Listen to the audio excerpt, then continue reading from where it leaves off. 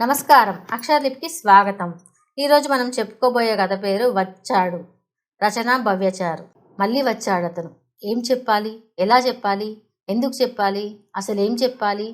నేను ప్రేమించలేదని చెప్పాలి. ఎందుకు అబద్ధం చెప్తున్నావు అంటే ఏం చెప్పాలి? నేను తనకు ఎందుకు చెప్పాలి? అసలు ప్రేమించే హక్కు అందరికీ ఉంటుంది. నేను ఎవరినైనా ఎప్పుడైనా ఎక్కడైనా ప్రేమించొచ్చు కదా. నేను ఎవరిని ప్రేమించొద్దా? ఏంటి సందిగ్ధత? నాకు ఒక ప్రపంచం అనేది ఉండకూడదా? నాకంటూ ఒక సంసారం లేకుండా ఉండాలా? ఏంటిది? ఎందుకు ఇలా జరుగుతుంది?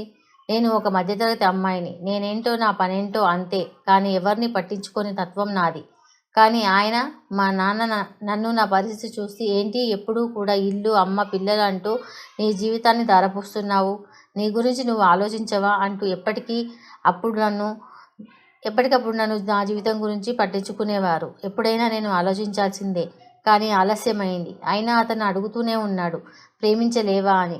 అవును, ప్రేమించాను. కానీ నా తల్లి, నా చెల్లెళ్ళు కలిపి తిట్టేది. అవును, ఎందుకంటే మాది మధ్యతరగతి కుటుంబం. నాన్న ఒక గవర్నమెంట్ జాబ్ చేస్తూ వాలంటీర్ రిటైర్మెంట్ తీసుకుని నాకు జాబ్ ఇచ్చారు. అది చూసుకుంటూ ఇద్దరు చెల్లెల పెళ్ళిళ్ళు, వాళ్ళ పెళ్ళిళ్ళు, తర్వాత వాళ్ళ కడుపులు, సీమంతాలు అంటూ నా వయసు పెళ్ళిళ్ళు దాటిపోయి ఒక 4 సంవత్సరాలయ్యింది. అయినా చెల్లెళ్ళు పిల్లలతో నాకు ఊపిరి సలపకుండా అయింది. నేను నా గురించి, నా పెళ్లి గురించి ఆలోచించలేదు. అయినా మా అమ్మ నా గురించి కాకుండా మా చెల్లెల గురించి, వాళ్ళ పెళ్లి గురించి ఆలోచించింది. అది కరెక్ట్. ఎందుకంటే మా కుటుంబం బాగుండాలని. నాన్న తప్ప సంపాదించే వాళ్ళు ఎవరూ లేరు. అందుకనే నా సంపాదనతో అది మా నాన్న ఉద్యోగం నాకు ఇప్పించడం వల్ల, అందువల్ల నువ్వు 2 ఆడపిల్లలకు పెళ్లి చేయాలి అని మా అమ్మ నాకు బాగా నూరిపోసింది. అందువల్లే నేను ఇలా ఉండిపోయాను.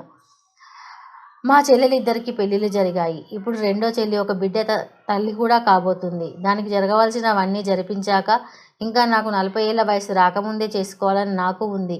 కానీ మా అమ్మ చెప్పిన మాటల వల్ల నేను తనకి దూరమే ఉన్నా. తను నన్ను దాదాపు నేను ఉద్యోగంలో చేరినప్పటి నుండి ప్రేమిస్తున్నాడు అట. నాకు చెప్పి కూడా 2 సంవత్సరాలు అవుతుంది. కానీ నేను ఈ విషయం ఎవరికీ చెప్పలేదు. ఇప్పుడు తను అన్ని బాధ్యతలు అయిపోయాయి కాబట్టి నన్ను చేసుకో అని రోజు ఆఫీస్కు, ఇంటికి తిరిగిపోతున్నాడు. కానీ అమ్మ ఏం అనడం లేదు. మా నాన్న మాత్రం చేసుకో అని అంటున్నాడు. ఈరోజు ఏదో ఒకటి తేల్చాలని అతను అని పోయాడు. ఏం చేయాలి ఇప్పుడు? చేసుకున్నాక నాకు పిల్లలు పుడతారా ఏంటో? నా భయం నాది అని అనుకున్నా. ఇది నా గతం. ఇప్పుడు ప్రస్తుతం తను వచ్చాడు. ఇప్పుడు నేను ఏం మాట్లాడాలి? తనంటే నాకు కూడా ఇష్టమే అని ఎలా చెప్పాలి? మా అమ్మ తనతో మాట్లాడుతోంది. బాబు, మా అమ్మాయి బంగారం.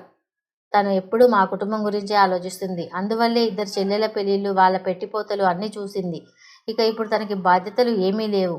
మేము మా బ్రతికేదో మేము బ్రతుకుతాము. కానీ నాకు ఒకటికి సందేహం ఏంటంటే, ఈ వయసు దాటిన సమయంలో తనకి పిల్లలు కలగరు కదా. మరి ఆ సమస్య ఎలా అన్నది మా అమ్మ అతనితో.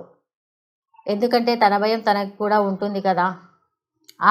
ఆ విషయానికి అతను, ఆంటీ, అదే సమస్య అయితే నేను అనాథ పిల్లని దత్తత చేసుకున్న తర్వాత మా పెళ్ళి అని, మళ్ళీ అనాథ అమ్మాయిని తెచ్చుకున్న తర్వాత ఒకవేళ మీ అమ్మాయికి పిల్లలు పుడితే ఆ అమ్మాయిని సరిగా చూడకుంటే ఎలా అని అన్నాడు అతను.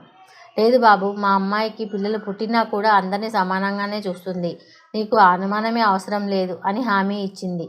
మనం ఇంత మాట్లాడుతున్నా తానేమీ జవాబు ఇవ్వడం లేదేమాంటీ అన్నాడు అతను.